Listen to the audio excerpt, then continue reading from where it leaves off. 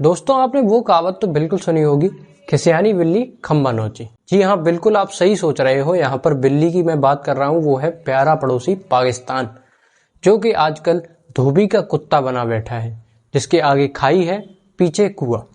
जहाँ भारत ऑपरेशन सिंदूर के तहत चपेट मारता है, वहीं अफगानिस्तान के तालिबानी लाते मारते हैं। हाल ही में आपको पता होगा कि अफगानिस्तान के फॉरेन मिनिस्टर आमिर खान मुत्ताकी भारत आए हुए हैं।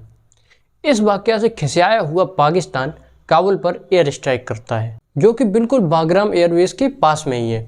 उसका कहना यह था कि टीटीपी के एक लीडर को मारने का उनका मकसद था, जहां पर पाकिस्तान का डिफेंस मिनिस्टर कोलैटरल डैमेज की धमकी देता है। दोस्तों, अफगानिस्तान एक ऐसा देश है जिससे कोई नहीं भिड़ना चाहता, कोई सा भी देश उससे भिड़ना नहीं चाहता।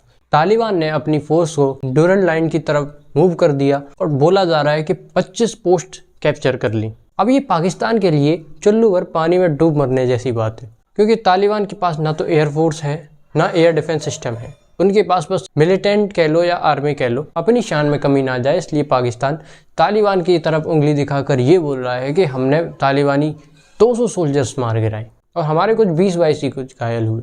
पर दोस्तों, तालिबान की तरफ से ये स्टेटमेंट है कि उन्होंने 58 पाकिस्तानी सोल्जर्स को मारा है और वो बाकायदा वीडियो प्रूफ भी दिखा रहे हैं, और पाकिस्तानियों के पास ऐसा सच कोई एविडेंस नहीं है। आप खुद सोचिए, जब आमिर खान मुत्ताकी भारत आए और तभी काबुल पर पाकिस्तान ने एयर स्ट्राइक कर दी। अफगानिस्तान ने बोला हम रिटेलिएट नहीं करेंगे, हम सीधा कैप्चर करेंगे, और उन्होंने ऐसा किया। दोस्तों, हालत कुछ ऐसे है कि पाकिस्तानियों के पैंट लटकाए जा रहे हैं उन पोस्टों पर जिन्हें अफगानिस्तानियों ने कैप्चर किया। दोस्तों, एक कहावत है, जैसी करनी वैसी भरनी। पाकिस्तान ने हिंदुस्तान के खिलाफ, भारत के खिलाफ इतनी दहशत फैलाई है। पाकिस्तान ने ना ही सिर्फ तालिबान को पाला, बल्कि भारत के खिलाफ मुजाहिदीन बनाकर आतंक भी फैलाया, और आज वही तालिबान पाकिस्तानियों के बम पर ऐसी लात मार रहा है कि पाकिस्तान को ये समझ नहीं आ रहा कि किस तरफ भागे। वहीं कुछ समय पहले पाकिस्तान ने सऊदी अरब के साथ पैक्ट साइन कर ये समझा कि भारत का उनने एंटीडोट बना लिया है, पर उन्हें ये नहीं पता कि सऊदी अरब के पास भारत की कितनी बड़ी मार्केट है, कैसे सऊदी अरब की इकोनॉमी भारत पर डिपेंडेंट है। पर वो तो ठहरे पाकिस्तानी, अगर उनमें दिमागी होता तो वो अपने देश को अमेरिका को ना बेचते। दोस्तों, एक तरफ भारत है जो कि ऑपरेशन सिंदूर 2.0 कभी भी छोड़ सकता है, और दूसरी तरफ अफगानिस्तान जो कि भगा भगा के पाकिस्तानी सोल्जरों को मार रहा है।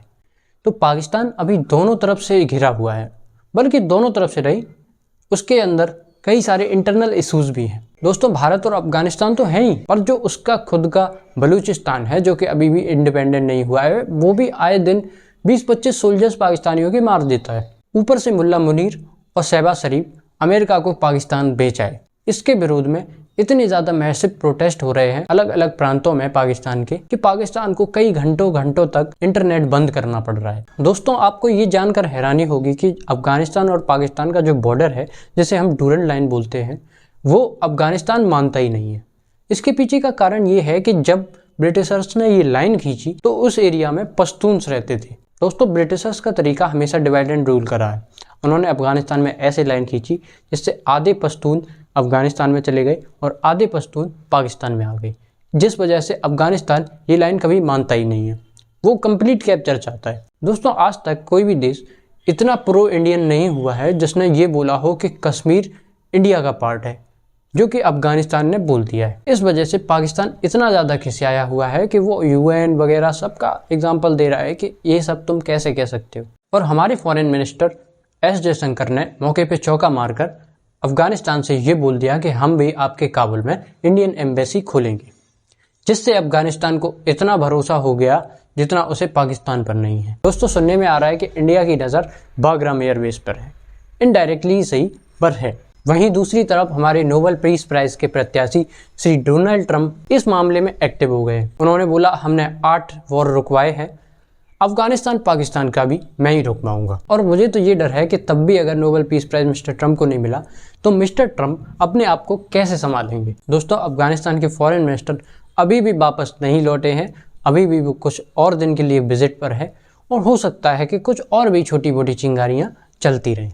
और दोस्तों, इसके चलते पाकिस्तान इतने गड्ढे में जा चुका है, इतनी बुरी तरीके से फंस चुका है कि अगर सऊदी अरेबिया ने इससे मिलिट्री हेल्प मांग ली तो इसे अपने मिलिट्री भेजनी पड़ेगी।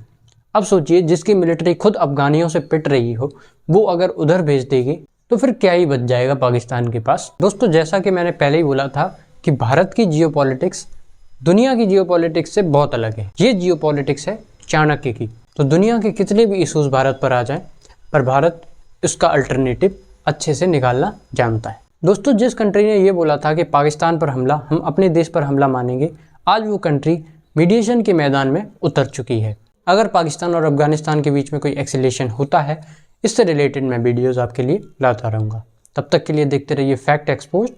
जय हिंद।